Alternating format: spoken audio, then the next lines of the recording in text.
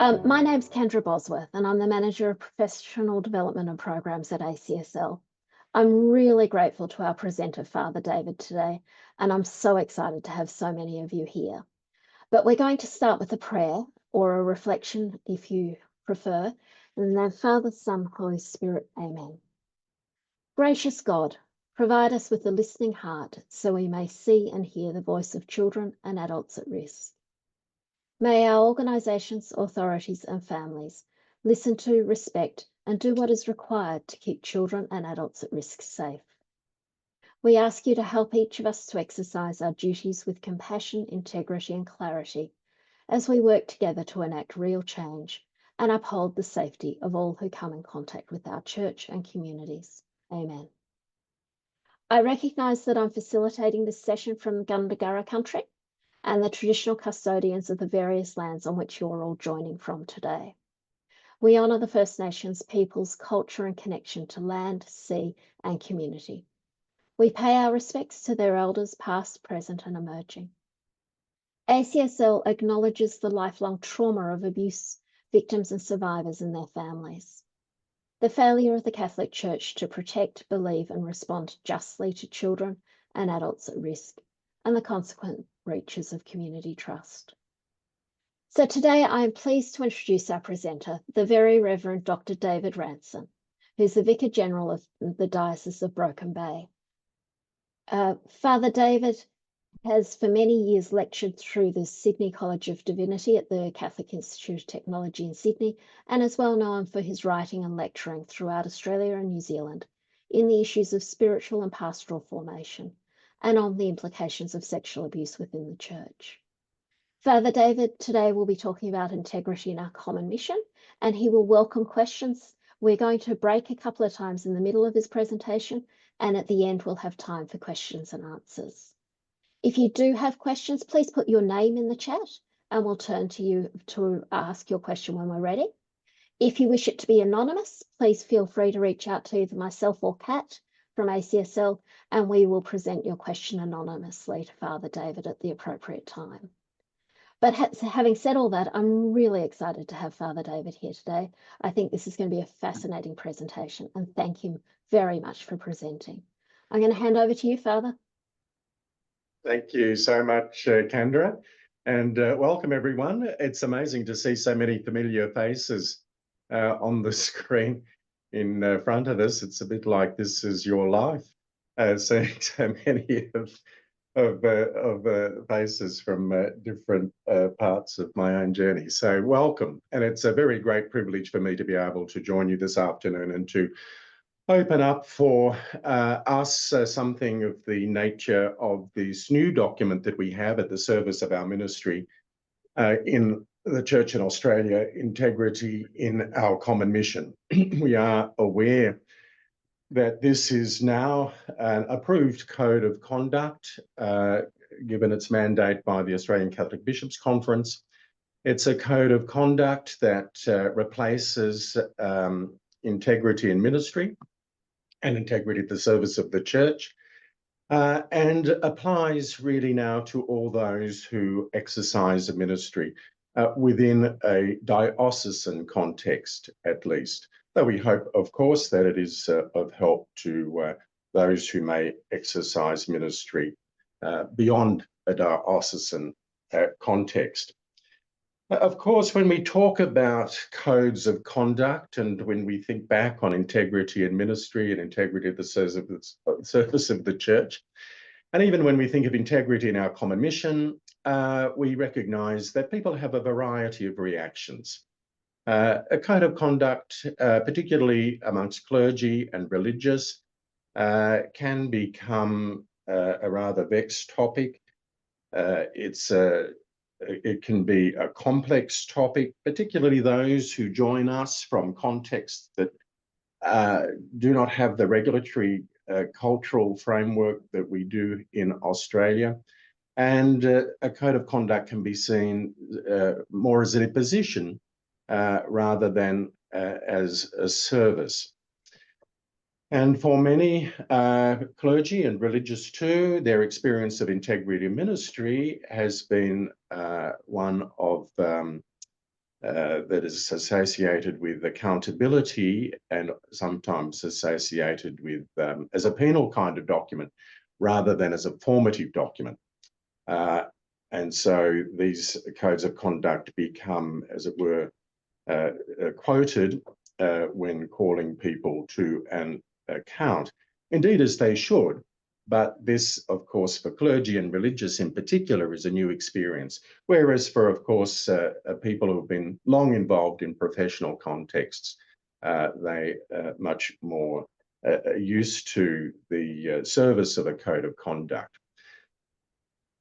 So the code of conduct that we are looking at now, integrity in our common mission, is not simply for clergy and religious, it's for all those who are exercising ministry within the church in Australia, within a diocesan context. But I am aware that for at least clergy and religious within that national demographic, it can represent as with some, our response can be somewhat ambivalent towards it.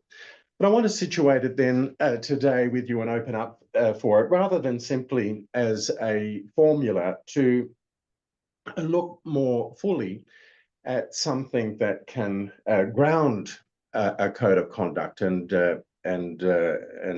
indicate why such a code of conduct and any code of conduct is of such significant, has such significance for us. And I'd like to do this by, first of all, laying a spiritual and pastoral foundation to why we have a code of conduct for ministry. And I think having that, though what I'm going to share with you today is by no means exhaustive or the only kind of foundation upon which a code of conduct might emerge, at least putting forward something I think might help to provide a larger context to the discussion, and such that the code of conduct can then be seen very much as service and as formative, more than anything else. Having done that then, secondly, in this presentation this afternoon, we will look at the evolution of integrity in our common mission. It is a document that's given to us out of an unfolding history that has had various iterations, and so we'll look at that, and then, and only then, will we look at the structure and the framework of integrity in our common mission. So I really only want to look at the document itself at the very end, rather than at the very beginning. I'd like to lead us into the document in a slightly tangential kind of way. Well, let's start with this first section and looking at then what kind of framework might ground our consideration of the code of conduct. And I want to do this too in three ways. First of all, to look at ministry as a form of shepherding. And then secondly, how shepherding makes us public figures. And thirdly, then, how the public nature of ministry demands continuing self-awareness. And these, I think, three elements underscore the approach that we are invited to take in respect to a code of conduct for ministry. Well, when it comes to leadership and the gospel, we are given by Jesus himself a very particular image, and that is the image of the shepherd. Unfortunately, over time, I think the image of the shepherd has become relatively domesticated, and we fail to recognize the radical character of Jesus' choice. When Jesus comes to speak of leadership and of the way in which leadership is to be exercised, his silence on the many forms of leadership with which he would have been familiar is deafening. At the time of Jesus' own ministry, there were many forms of leadership. Military leadership was obviously very uppermost with the Roman oppression. But he was well versed in the forms of religious leadership and social leadership that existed in first century Palestine. When he comes to talk about leadership, he averts to none of these well-known examples of leadership, and he chooses a symbol of leadership that no one really in first century Palestine would have associated with the nature of leadership. He chooses the image of a shepherd. Now, I kind of under this, the use of this is really quite revolutionary, I think, and quite radical, because the way in which shepherds were understood in first century Palestine, they were not the pretty picture that we see displayed under the banner of the Good Shepherd at all. My own personal insight into this happened, in fact, in Norcia, in Umbria, the birthplace of Saint Benedict. I visited there some years ago, and it was in summer, and I took a walk around the town. On the outskirts of the town were houses that were empty, and they belonged to the shepherds.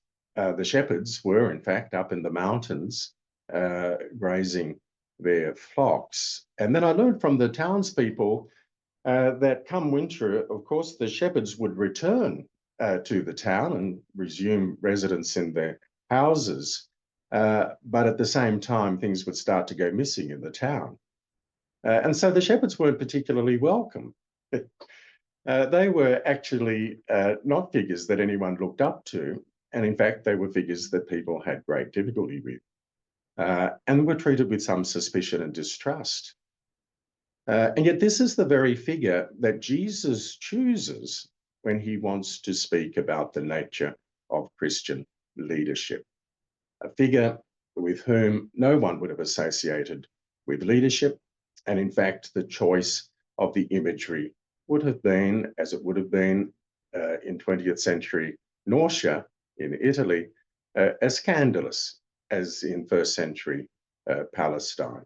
And yet this is the figure, the image that Jesus invites us into when he talks about leadership.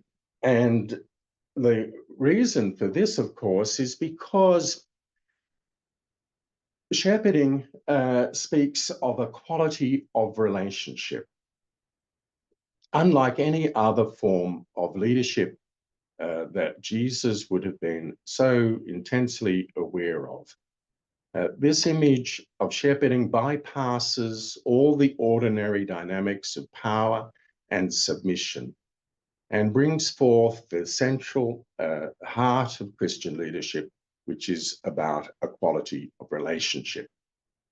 And in that quality of relationship, the image of shepherding brings forth these three attitudes, these three dimensions, that how we identify with others, how we exercise a reverent attentiveness towards others, and how we have a passionate concern for others.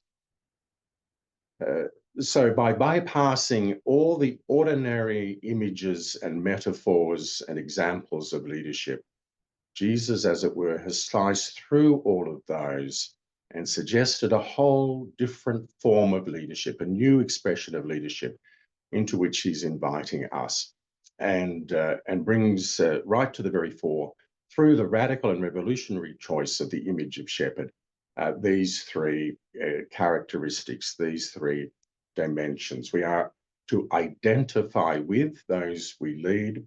We are to exercise a reverent attentiveness towards those whom we lead. We have to have a passionate concern for those whom we lead. And all of this means then that leadership without relationship is no leadership. Leadership is about relationship. It's only in the furnace of our identification with others, in our constancy of relationship with them, that genuine Christian leadership can be exercised. And indeed, when we think too of those who have exercised the most leadership for us in our own experience, it will not be those who have a particular role necessarily, but those who have, by their way of being, established a quality of relationship through which we can be encouraged to become fully the people that we are called to be. This was very much at the heart of Pope Francis's understanding of leadership. He speaks there of the priest as an agent of mercy, but we can broaden that much further into any and all ministry. Ministry for Pope Francis was an agency of mercy. And by mercy, he meant something very particular. He didn't mean having a merciful feeling towards others. What he meant was that we can only be for others a light of Christ through our proximity to others, by drawing close to others, by being near to others. And so he understood mercy as this exercise of having proximity, of closeness, of nearness. And to these, then, he also adds words like tenderness. The minister of the gospel is to exercise a tenderness. He talks about the revolution of tenderness. And even goes so far as to say, are you afraid to caress your people? Are you afraid to weep for your people? And these are, to our, particularly to our Western way of thinking, quite confronting because we have learned to retain a certain distance and a certain separateness. And yet here the Holy Father was speaking about drawing close to others. And indeed, that closeness to others into which Francis was inviting us is very much for him the way by which the gospel is announced. So in this sense, then, if we take all of this together, leadership is a quality of relationship that strives for inclusion beyond exclusion, for love rather than fear, for attentiveness rather than dismissal. As the rule of St. Benedict also states then about leadership, it is the capacity for discernment and moderation at all times in all things.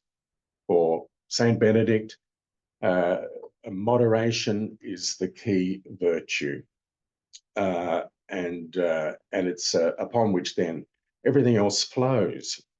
And the quality of our relationship with others, if it is infused with the spirit of discernment and of moderation, then it has the capacity to be life-giving for others. And I think this is so important in all of our pastoral relationships, that our pastoral relationships are warm, that they are have that character of proximity, that they are constantly at work to overcome exclusion with inclusion, to eradicate fear with love, and to demonstrate attentiveness with dismissal. But that can only occur in the way that we are constantly discerning, constantly with vigilance, with constant moderation in all things, weighing things up, discerning things, making choices that are the most informed they can be, rather than choices that are simply reactionary. One of the people that has influenced me most is on the question of leadership is Lester Levy, who used to be a professor of in the business school of Auckland. But he ended up saying that out of all the 1,400 definitions 1,400 academic definitions that exist about leadership, the most important definition that he has come across was leadership is about dying to one's self. Dying to oneself bringing life to others. And though Lester Levy was not a Christian, what an extraordinary definition of leadership that brings us to the very heart of our Christian understanding of life as a paschal reality, dying to self, rising to another. And so as we die to ourselves in order to bring life to another, as we empty ourselves in order to give of ourselves to others, then we become genuine shepherds. We take on that quality of relationship that is and can be most transparent of the gospel.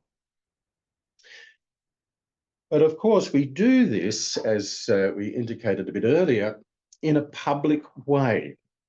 And so if we are being invited into the exercise of shepherding through our ministry, in the way that we've been talking about, we do this publicly. We don't do it, yes, we might do it in a very personal kind of way, but as ministers of the gospel, there is a public character to what we do. And so this adds to everything a very particular dimension. And it means that throughout our ministry, we are constantly seeking to integrate that which is both public and personal in our ministry. And so we're working constantly with these three dimensions of that which is public, that which is personal, and that which is private. And so it's worth us just staying with this for a little bit and thinking through what its implications might be. In ministry, we are public figures. But of course, we have to often ask ourselves, how seriously do we take the cost involved in being a public figure? There is a cost in being a public figure, but it's not a cost that many of us really consider with great awareness. I know, if I go to the supermarket and run into a parishioner, you can see immediately their eyes go down to what's in the trolley. And what's in the supermarket trolley is now public knowledge and is shared amongst the community. It's all public. It's no longer private. I don't have that luxury as a public figure to have something that's private. So being a public figure, even the shopping trolley becomes public knowledge and the subject of public conversation. There's a big cost in being a public figure. And it's important for us from time to time to come to terms with the cost. And so living a public life with the cost of that publicity means that what we thought was private is no longer in fact private. And of course, even less so in a media-saturated world. So in all of our ministry, in exercising this beautiful invitation to shepherd others, we are living in a tension. And the tension is between the public and the personal.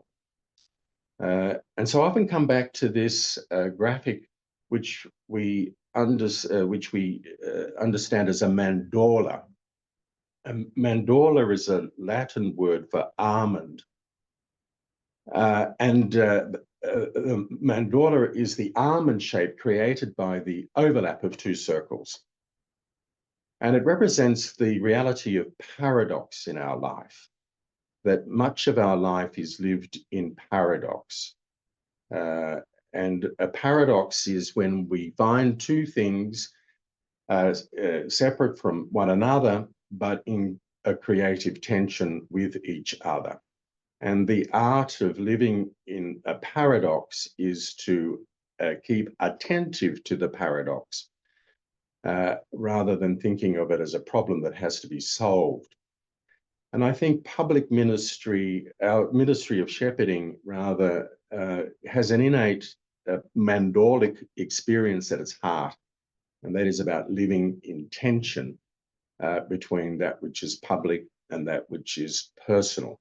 If we don't live with the tension, then what we find is that the personal can be dissolved into the public. And so we only end up, as it were, with one circle, or the public gets dissolved into the personal. But this has real implications because when the personal is dissolved into the public, we become our social role. Relationships then become entirely role-based.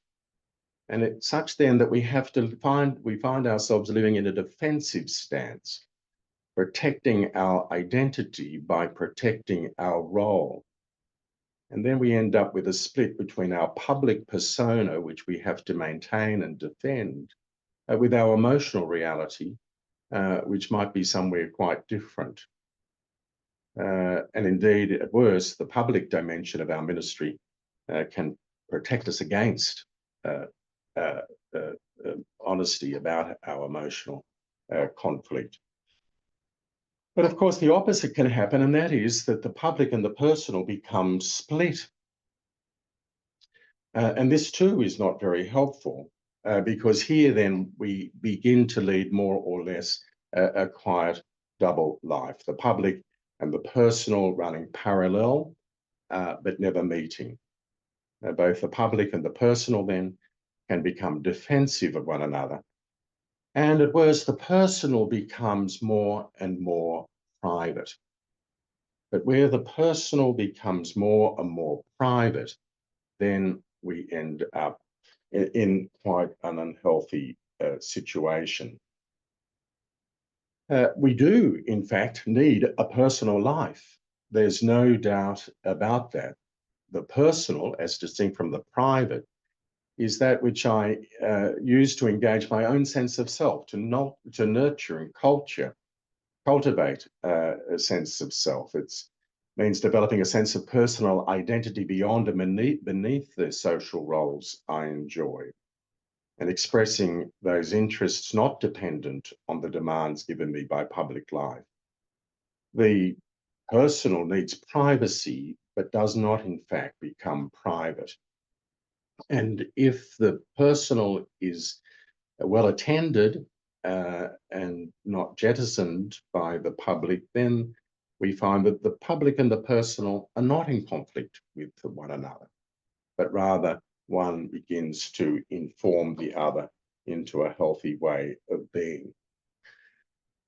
Well, unless we live creatively with this tension, then in fact, and if we end up either dissolving the personal into the public or splitting the public and the personal, we begin to lose a sense of credibility, a sense of transparency, a sense of integrity.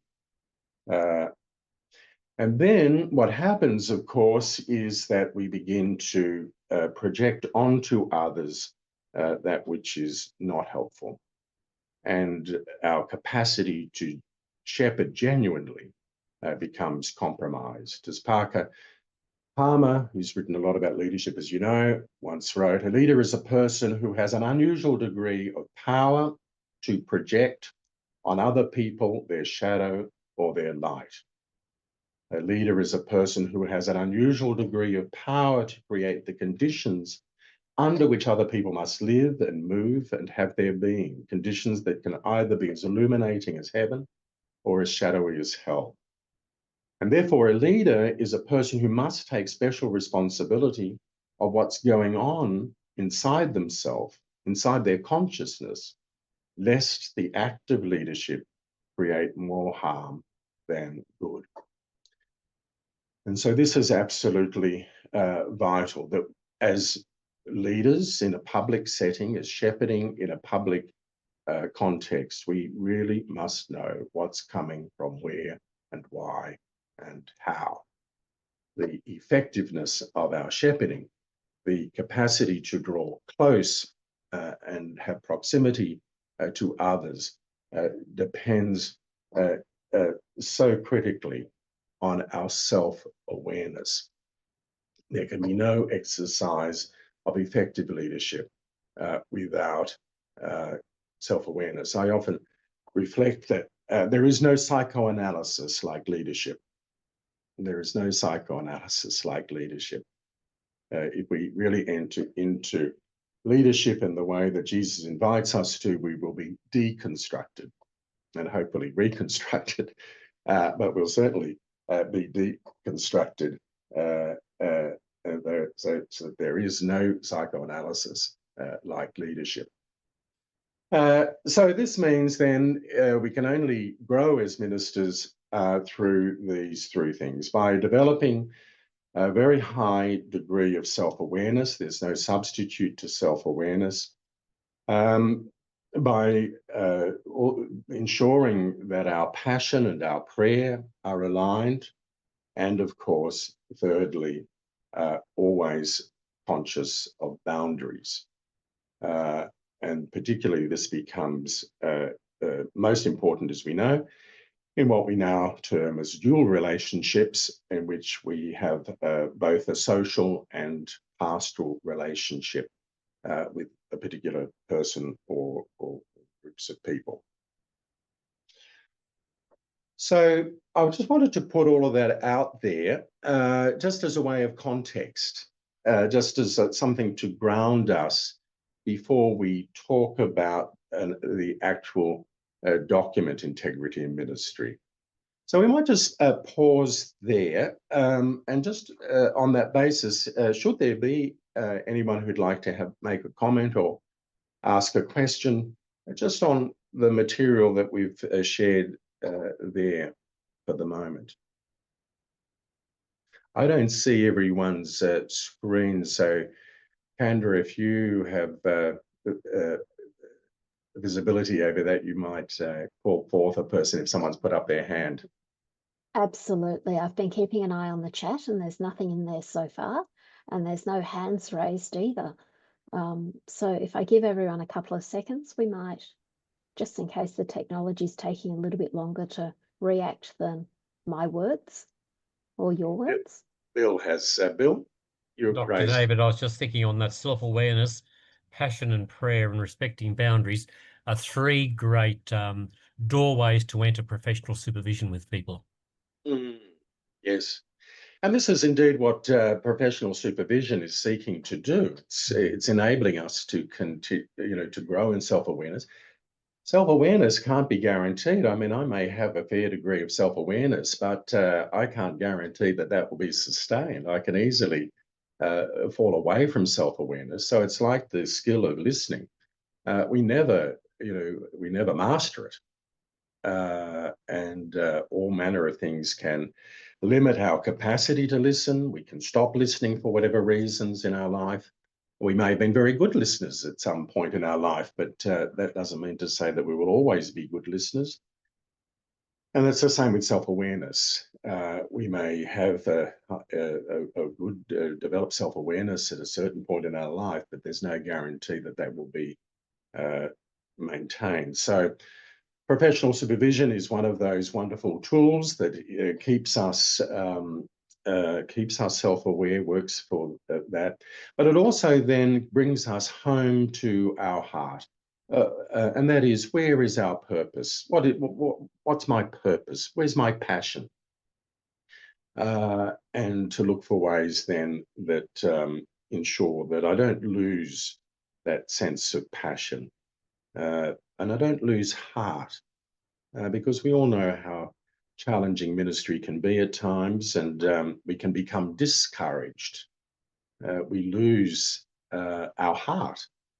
That's what that means, literally. And to regain our heart and to continue with heart and with courage is what that second one is about. And then, yes, dual relationships in particular are a Mandorlic experience, and not to be discouraged. They are we will have many dual relationships, hopefully, if we're drawing close and near to people and exercising the heart of the shepherd. Many of our relationships will have a dual character about them. And so we shouldn't be seeking to avoid dual relationships. That's just the outcome of living our life as a shepherd.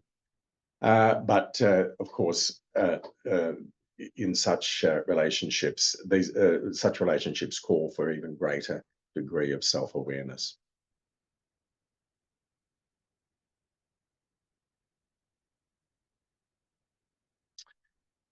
Okay, then thanks, Bill. Well, let's press on then to the second. So that was really the first segment that I wanted to share with you, just a spiritual, pastoral kind of foundation, out of which then we might recognise the importance and the service of a code of conduct in ministry.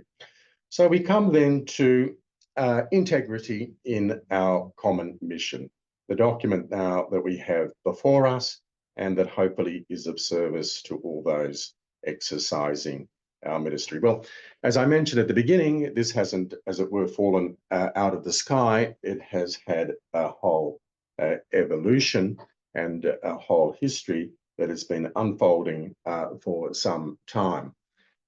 And so this is, as it were, painting something of the landscape of the last 20 or so years. And so we need to situate the development of integrity in our common mission against this kind of history. We're all familiar that, of course, in 2004, integrity in ministry was provided as a national code of conduct for clergy and religious. It was revised in 2010, but it has in many ways acted as a very helpful document for clergy and religious in Australia over the last 20 years. After the revision of integrity ministry in 2010, it was thought that there should be something similar for those who are exercising ministry in the church in Australia who aren't clergy or religious. And so this was where integrity at the service of the church was developed in 2011 and then revised in 2013. It wasn't presented so much as a code of conduct, but rather as a guide to those working in the church, to lay working in the church, about the nature of their own ministry. Of course, then work had already begun around through Catholic Professional Standards Limited, CPSL, on the National Catholic Safeguarding Standards. I mentioned that though they appeared in 2019, they, of course, were in formation well before then. And then we've had the National Response Framework and its protocol developed more recently. The response framework was mandated in 21, the protocol, which applies to the diocese in Australia in 2022. The National Catholic Safeguarding Standards and the National Response Framework were obviously informed then by the Royal Commission. And one of the key recommendations out of the Royal Commission was Recommendation 1649, that put forward that codes of conduct in religious institutions should explicitly apply to people in religious ministry and to lay people. And so what the Royal Commission was urging was to have a single code of conduct rather than two codes of conduct, one applying to clergy and religious and another to lay. And it did so, I think, really because it recognized a history in which such a division had not been helpful. And that is that lay people were held to account on one level and religious and clergy on another level. And this had been one of those kinds of factors that had contributed to a climate in which sexual abuse could occur. And so their recommendation was that there should be a single code of conduct that applies equally to everyone, and the clergy and religious should not be thought of as a distinct group. My phone here. So so this is then became the outstanding work, as it were, from the Royal Commission. And so we thought through how best to develop a single national code of conduct.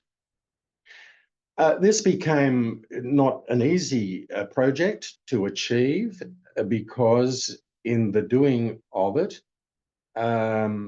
it was recognised that there are some things that explicitly and specifically apply to clergy and religious, and not to lay people, and vice versa, and also that it is difficult to create a single protocol or a single document or a single code for the whole of the church. This became apparent in the development of the National Response Framework, because there it was considered challenging to develop a protocol that might address every single entity in the church in Australia. And so what developed in the end was a splitting, so to speak, of the level of principles and an actual protocol. So back in 21, the National Response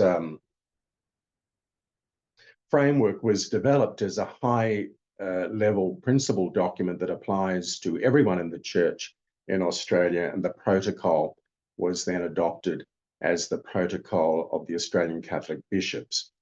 Now, and I think as a result, then it could work more effectively. When we came to thinking about a national code of conduct, we adopted then a similar kind of framework, thinking through that which might apply on a high level set of principles across everyone for the church in Australia, but then something more specific for the diocese of Australia. And so this is where we ended up with our common mission. So we cannot understand integrity in our common mission without first appreciating the publication and the mandating of the initial document, which we call our common mission. Our common mission, which was established, approved in November 22, is for everyone involved in Catholic ministry and service. It provides a framework that encompasses the National Catholic Safeguarding Standards, the National Response Framework, and the National Response Protocol, and organisational codes, policies, procedures, and guidelines, as well as international civil and church documents. And so this is a very high level set of principles that relate to us all. And our common mission, published in November 22, identified then 4 primary dimensions: a culture of safeguarding, how we might develop a culture of safeguarding, how we might develop positive relationships, how we are to exercise stewardship of all, and how we engage in lifelong formation. So we cannot take up integrity in our common mission without initially taking up our common mission. In fact, integrity in our common mission is a direct application of our common mission. And if we are distributing integrity in our common mission, we should also always circulate at the front of it our common mission. Now, you'll see as we go on that in integrity in our common mission, we've structured that, and we've referenced throughout the initial document our common mission. But our common mission sets, as I say, a high level of behaviour and responsibilities related to each of its dimensions. We won't go through all of these now, but it does stipulate those commitments that might achieve a culture of safeguarding, and it identifies those primary commitments. Just as it does for the development of positive relationships. So it identifies those primary commitments that might achieve positive relationships in our ministry. It looks at how stewardship may be exercised for all, and what those high-level commitments might be, as it does then also for lifelong formation.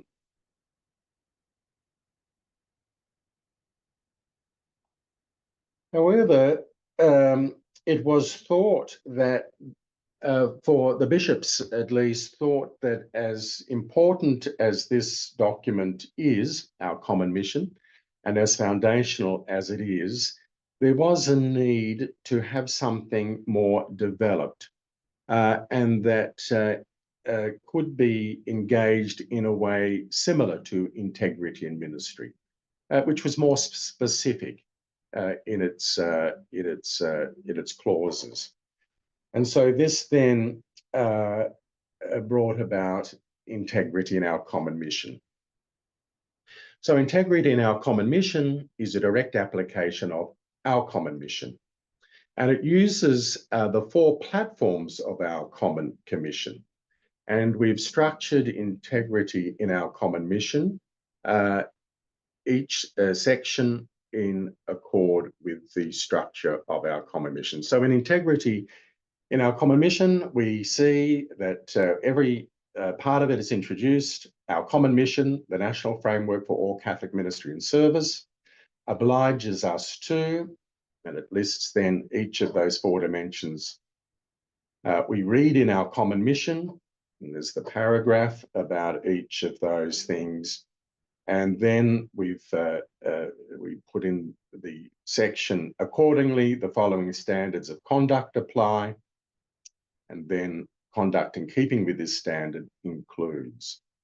Now, it's very important to note that what belongs to our common mission, we've inserted those clauses in integrity in our common mission without change. So to remain faithful to our common mission, all of what was in our common mission has been taken into integrity in our common mission without any change. But using those structures that we now see in integrity in our common mission, we were able to give much further evidence of that commitment. So what we've also done then is bring all the clauses of integrity in ministry and integrity of the service of the church into the one document, integrity in our common mission. But we've done that in a way that respects the structure and principles of our common mission. Nothing has been left out of integrity in ministry or integrity of the service of the church, apart from those aspects of each of those documents that may have been bound by time, such as references towards healing. But the primary changes then from integrity in ministry, now we have a single code of conduct, inclusive but not specific to clergy and religious, even though, of course, we have to read integrity in our common mission in a way that doesn't dilute that there are specific matters there that will be nuanced by clergy, particularly around mandatory reporting and the seal of the confessional. There's a better congregation of clauses now because we have the structure of our common mission upon which to draw, and so this enabled us to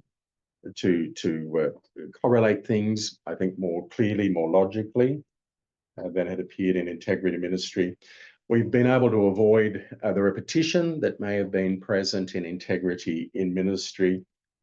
And there's also, as we mentioned, the removal of dated references that had been there. And we've also been able to put in new clauses, particularly related to technology and use of social media. And there's also an amplification now in integrity in our common ministry around dual relations that we've had.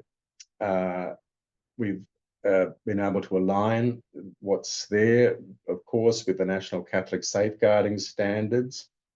And I'm not sure why this box has come last, but it needs to be, the whole thing needs to be read and engaged in light of other pieces of the jigsaw, such as the Code of Canon Law. So it's not a document that can say everything, and it doesn't need to say everything. It's part of a piece. And so it's very important for us not to isolate it from a whole wardrobe, so to speak, of other instruments that we have to ensure that our ministry is exercised as transparently as it can be. We have had some reaction but I think that struggled with it. But that is perhaps because people have seen it or received it in isolation from a lot of other things that we have at our service. It's one piece of the jigsaw. So just to make some other comments there about it, no document can say everything, and this document doesn't say everything. A document like this is primarily meant to be formative. It's there at our service. It's enabled us to continuously reflect on the exercise of our ministry and to grow in our own self-awareness. It doesn't intend to replace professional or existing diocesan codes of conduct. It's not the code of conduct that then replaces everything else. Our agencies, of course, education and welfare, will continue to have their codes of conduct. Many of our dioceses have codes of conduct pertinent to their own organisation. This stands alongside those, but hopefully informs those and acts as an assistance to them. But there are some entities and some dioceses that haven't the resources to develop their own codes of conduct, and so therefore this one, integrity in our common mission, is there at their service in particular, as we say there. And it will require review in due time. In other words, a document like this needs to be dynamic. It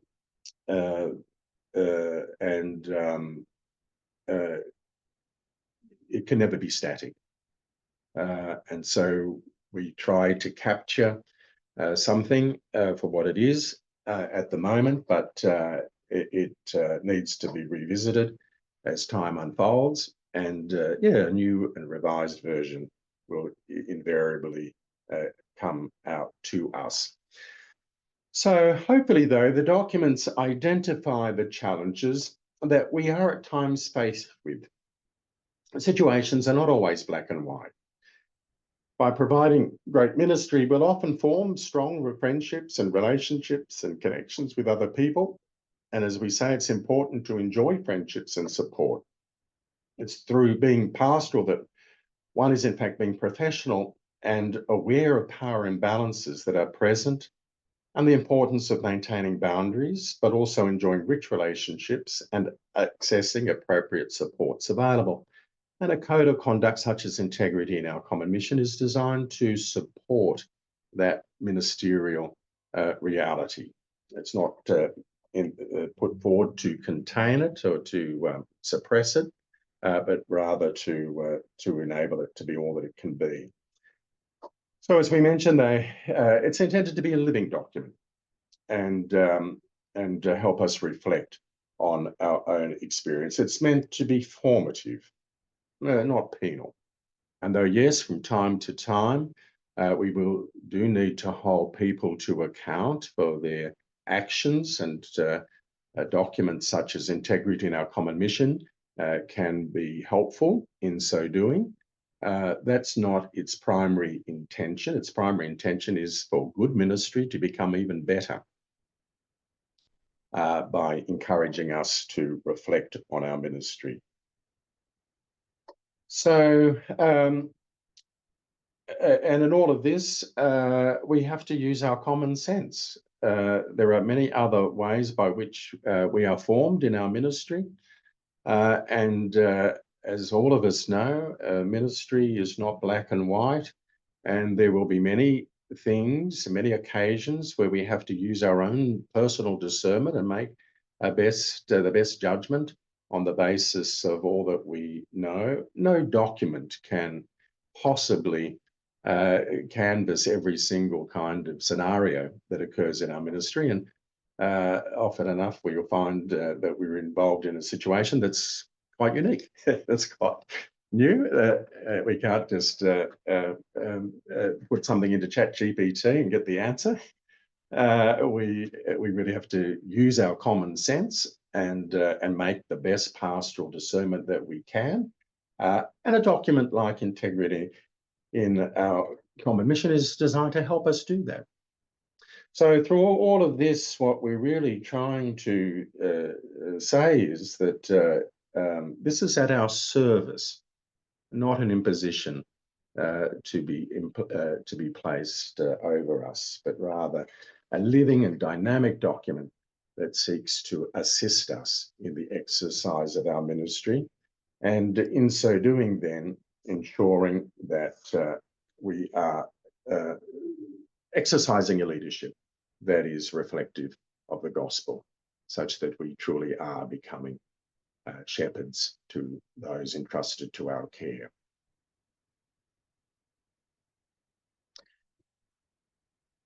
So we might leave it there.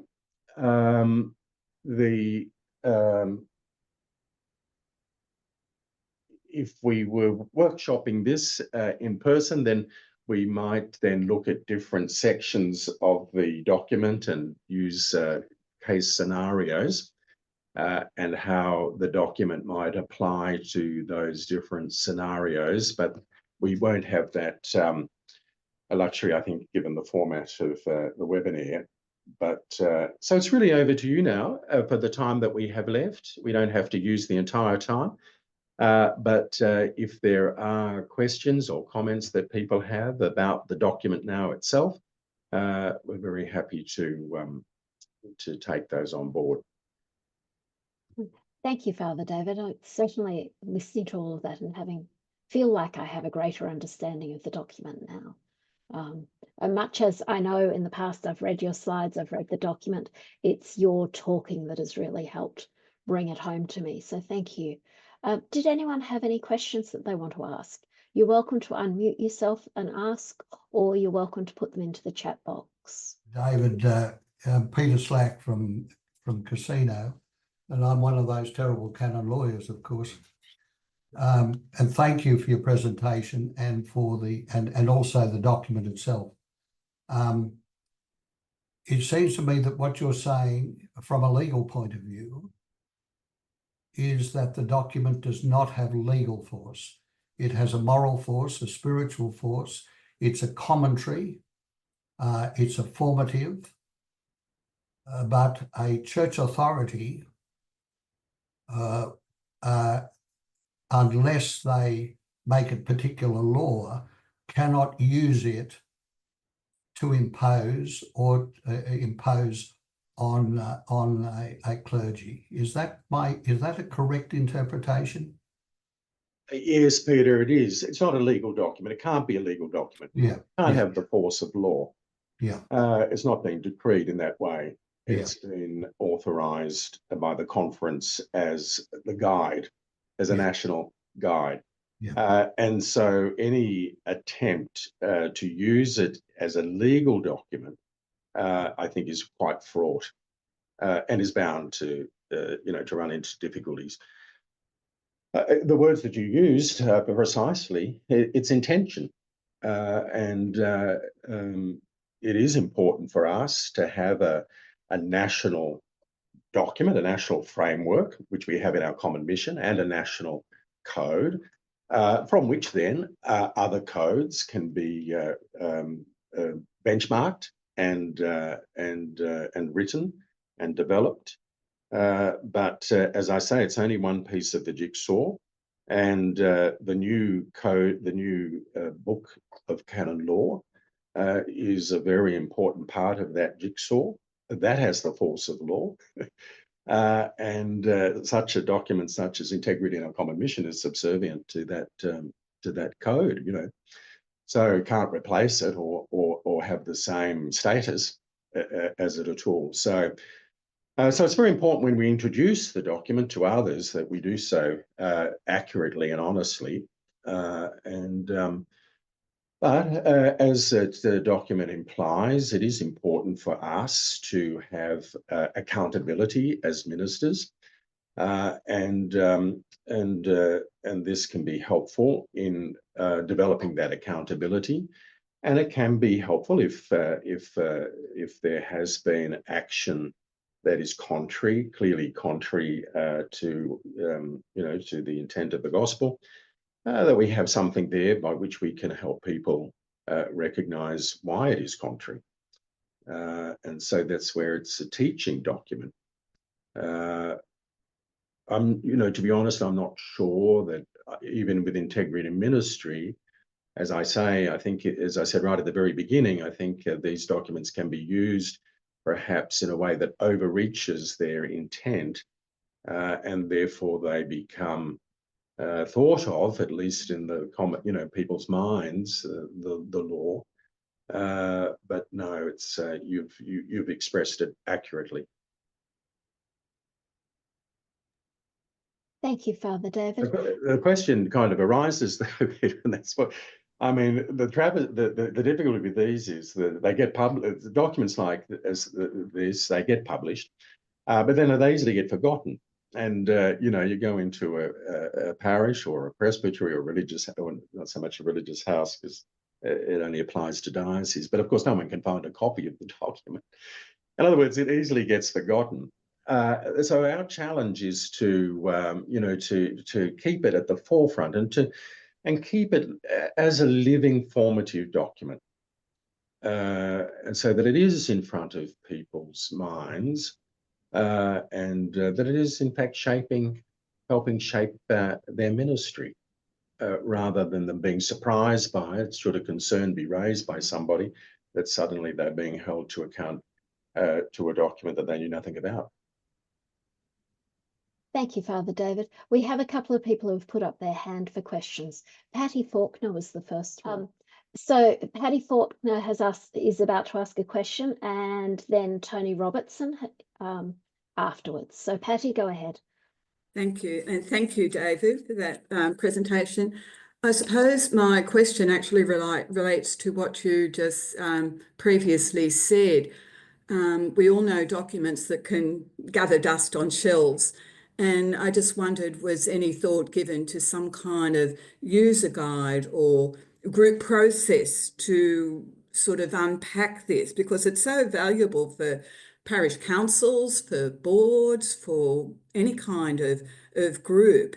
And I just think a friendly, simple guide or question would be a great help to different groups. So perhaps it doesn't suffer the ignominy of dust collecting. Yes, Patty, it's a real question, and it's been a question uppermost in the Bishop's Commission for Professional Standards and Safeguarding. We have relied very much on individual entities taking up that challenge. But I do have to recognise that the introduction was a little bit mixed in the sense of patchy, and therefore different entities have taken it up in in different ways, and so it's been a bit of a challenge. ACSL though, and Kendra might speak to this, has developed a guide to it, which is available, and so that's available on the ACSL portal, isn't it, Kendra? And so, but we are needing, I think, to continuously look to ways to make that resource more available and to develop it in new kinds of ways. Yeah, so that way it doesn't gather dust. I mean, it was my honour to be able to author it. When I say author it, I was cut and paste in the sense of, it wasn't that I invented it, but I think the even now, 2 years later or 18 months later, I would rewrite the introduction so that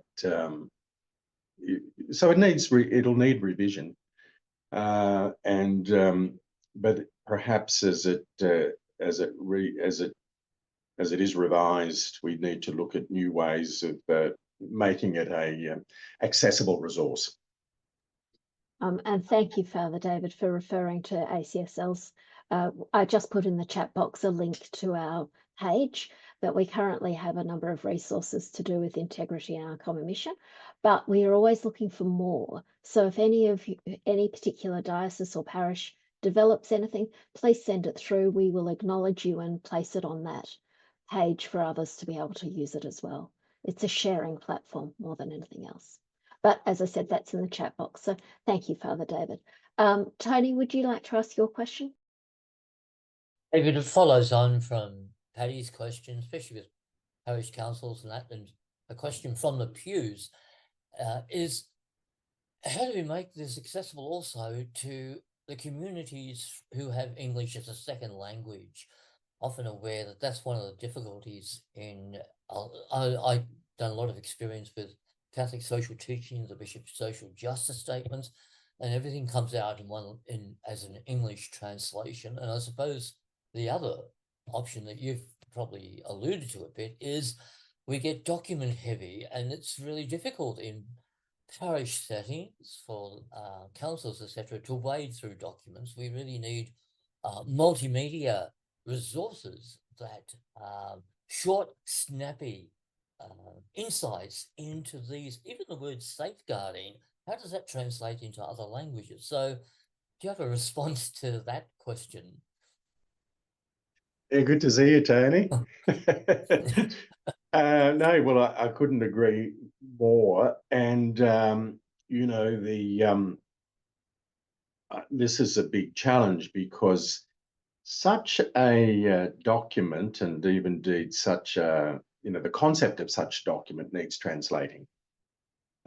So, it's struck me, Australia, of course, is one of the most regulated societies in the world. There's a book out at the moment called We Be So Lucky, and the author traces the subtitle of the book is Why the Australian System Works. But he admits through the book that Australians pride themselves on being descendants of convicts, whereas in fact Australians are descendants of prison guards, because we have such a fascination with law. No other society in the world has as many laws. There are 400,000 pieces of legislation, according to this author, that say no, you must not. Now, a lot of our people, both in our communities and our presbyterates, come from cultures where regulation is an entirely different experience. And so how one translates the concept of codes of conduct into other cultural, it's a very Western mindset. So how one translates that, not only in terms of language, but in terms of concept, is a real challenge. Now, you're absolutely right, Tony. We're a very multicultural church, and many of our parishes are far more Asian than they are, English. And so how do we make such a document, not only in terms of its clauses, but in terms of its very imagination, relevant and pertinent, is a real challenge. It's a wider challenge, for us as a church more generally, I think.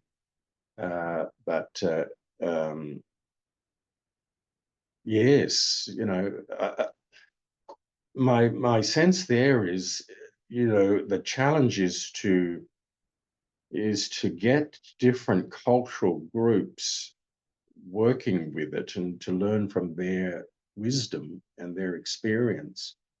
I was talking to a chap just the other day in my own parish. He was talking about, we're looking at establishing some seminars on parenting, but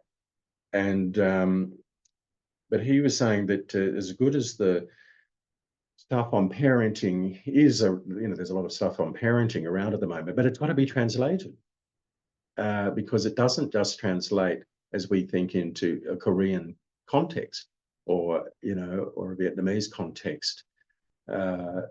Cultures have their own way of considering these issues, and we have to really take our cue from them. Otherwise, we're ships passing in the night. And so this is a big challenge, I think, for our clergy, especially, is how do we introduce this way in a way that they can receive it and work with it for their benefit, rather than for them simply dismissing it as yet another piece of regulation, of Australian regulation. Thank you. So I don't have the answer, Jamie, but I fully accord with the question. And thank you, Father David. I quite agree as well. And there's been a couple of suggestions in the chat box about, at the very least, we should have an easy English version. So yes, I agree with those. A new project for ACSL. Thank you. And particularly, Tony, the comment about safeguarding and how that gets interpreted into other cultural situations is a really important one that we've been trying to work on as a project, but it does require, obviously, a lot of consultation and feedback along the way. So thank you. It is definitely on our project list. There's also in the chat box something from Diane Van Atkin where she states about the 3rd edition of the Church Administration Handbook is now available. Thank you, Diane. That is a good reminder. And we also have Anita asking whether it's possible to place a document on the document, a statement about when it will be reviewed. Do we know when it will next be reviewed? Not that I'm aware of. That would be a consideration of the Bishop's Commission for Professional Standards and Safeguarding. Mm-hmm. But on the reference panel for that commission, as to my understanding, there is no date, but we can certainly bring this up and ensure that there is a date. Thank you very much. And Harry has put in a question about that says, being a priest, what ministry and in what mission that we need to take up in this present era, especially in Australia. Harry, would you like to clarify? Yeah, I would like to clarify. Thank you. So I am a priest. Right now I'm working at Forbes. So being as a priest, what mission? So regarding about the church in Australia, maybe the time of participation, a time of departure is right. It's up and it is congratulated. But more than that, being as a priest, maybe the needs of the people, the thoughtfulness for the people, maybe the ministry or the mission or integrity or caring, much more can be widened with the priest at every place. So can the Church of Australia, can it be more involved with the sort of priest? I just have this question. Can it be involved with a sort of priest? Maybe a multi-linguistic, a multicultural church can awaken again in Australia? Can it happen? Thanks, Harry. Well, yes, I mean, the church in Australia is quite diverse, of course, and so, you know, the urban context is very different than the rural context. And so context is so important, you know, for ministry. Context suggests and recommends the form of ministry that is most needed and required by it. And so I think listening for the context is vital. The church, as you know, of course, however, is giving us a means by which to do that, and that comes under the term of synodality. And so Leo will, of course, Pope Leo will assume Pope Francis's commitment to synodality and look for ever new ways of making this an expression of the communion that and the mission that belongs to us. And so synodality is really at the service of a discerning mission. And it means listening and encountering and discerning. Those are the three key words of synodality: listening, encounter, and discerning. And if we enter into those activities and make those features a part of our ministry, then our ministry itself becomes synodal, and suggests then the expressions and forms of ministry that are most relevant and most appropriate to each of our contexts. So it's not, though we can suggest a framework that is national, in the end, the actual implementation and work, there's no substitute for that being done at a very local level.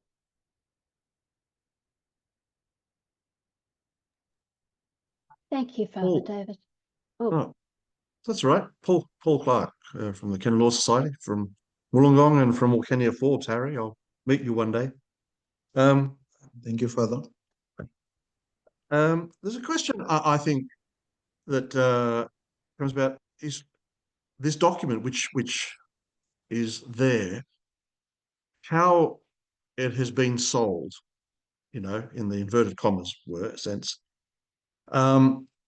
which comes down to then, because I would suggest that it hasn't happened all that well, and there's the reticence for taking it up is precisely because, as Peter alluded to us earlier, is around the sense that it had a juridical or and even a penal sense to it, and how it's been used. So how it's been sold is for the general population of the church, I think, is a question, and sometimes how it's been seen so negatively. And that brings me to a question then. So how, you're working there, how do you think the leaders see this document?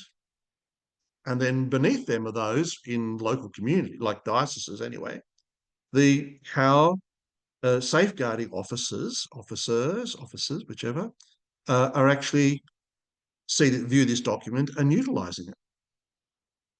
Because I think those things go together with how long it stays on the shelf. Do you know what I mean? So how is it being sold? How has it been sold? I think we've undersold it in a way, or oversold. But more so, how do you perceive the leaders of the church understanding this document and seeing how it's been implemented?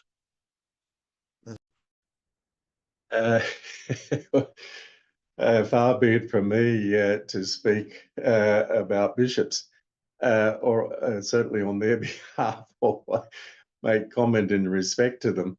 In the end, it very much depends on individual bishops. The conference can approve such a document, but how then that translates into different into each diocese really does depend, Paul, on the individual bishop.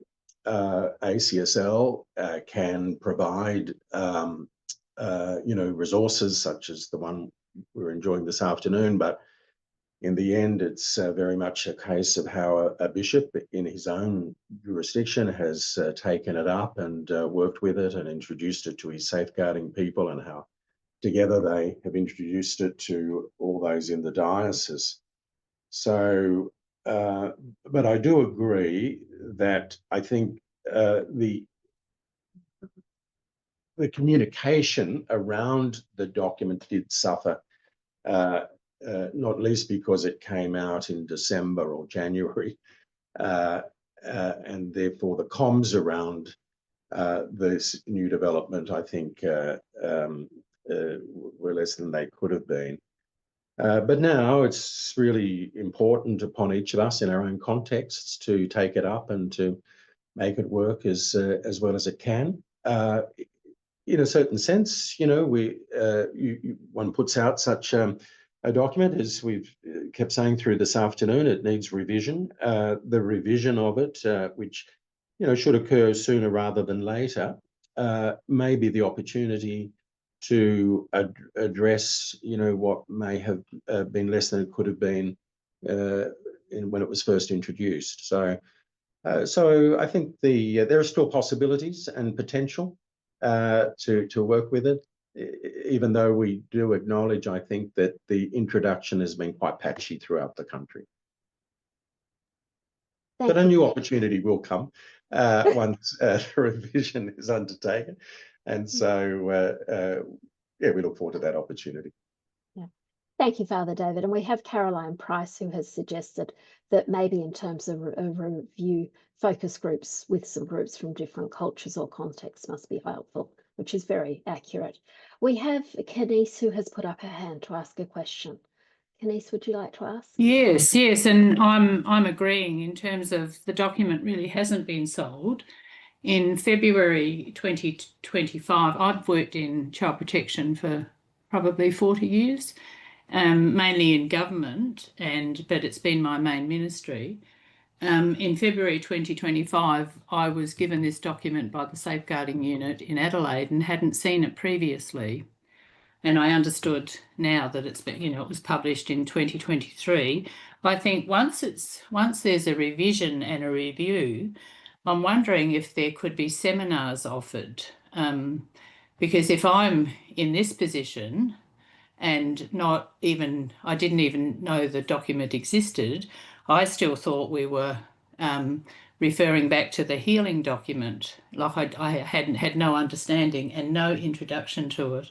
I just think it's really very important, given it's a national guide, and I am impressed by it, and I think it fits much more with professional standards in, psychological and social work associations, much more than it would than our previous documents, and I think that is helpful.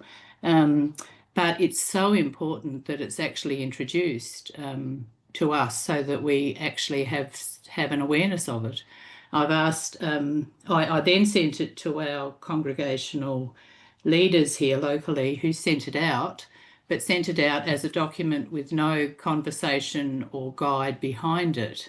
And that's a pity as well, because people often refer to these documents and get them and then put them on their bookshelves. And I really think it's a much more important document than that for us. And I know that Australia is over-regulated, but I think this document doesn't sound, it's not a legal document. It's a guide to how we are in our professional capacity. So anything you can do to actually sell it, I think it's important.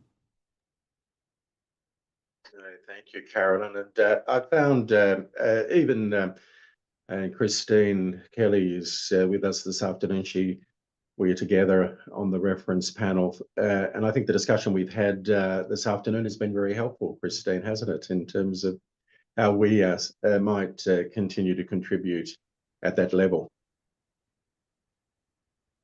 And thank you. Anita has put in the chat that from a congregational religious women's context, it was shared via email with the sisters who are engaged in ministry with diocese through parishes and chancery, etc. And a briefing paper was also provided. The sisters were also encouraged to speak with the appropriate personnel within the diocese to find out more, and they've used it as a reference when reviewing their own code of conduct, which sounds like wonderful practice. So thank you, Anita, for sharing that. Lorraine has her hand up. Okay. Thank you very much, Father David, for explaining about that document. When I started with the Diocese of Sale as the Diocesan Safeguarding Officer early this year, I actually went through a training program about it. And that was part of my induction into the diocese and into my ministry. And I found it very, very interesting, but also explaining it today helped me to better understand it. And in fact, Bishop Greg had asked some of us to actually attend the session today. So it was fantastic. So he's supporting us. And I'm sure when he returns after being away for a couple of weeks, I'm sure he'll ask us about the session and want us to, I'm sure he would want us to take it further. So in the diocese, I suppose, firstly, and then to our parishes, because I'm really interested now to take it to my own parish where I'm sitting, and I sit on the parish council. So there are many things there that many people there would benefit from this as well. So thank you very much for sharing that. That was just a comment from me. Yeah. Thank you, Lorraine. I really appreciate that comment. What I do want to do, because I'm seeing people start to log off before they go, I want to say a huge thank you to Father David, because it has been a really fascinating session. As I said earlier, it really has brought home to me what I've read the document, I've looked at how it all fits together, but actually listening to you really reinforced that. So thank you very much for that. I have also learned a lot more through the questions. So thank you for all the suggestions in there. Father David, thank you. Thank you so much for your time this afternoon, for introducing us to all of that information. I will be putting that recording up on the ACSL Integrity in Our Common Mission resource page, so that anyone can watch it if they need to, and can watch components and come back to it. But thank you everyone for your time today. Really appreciate it.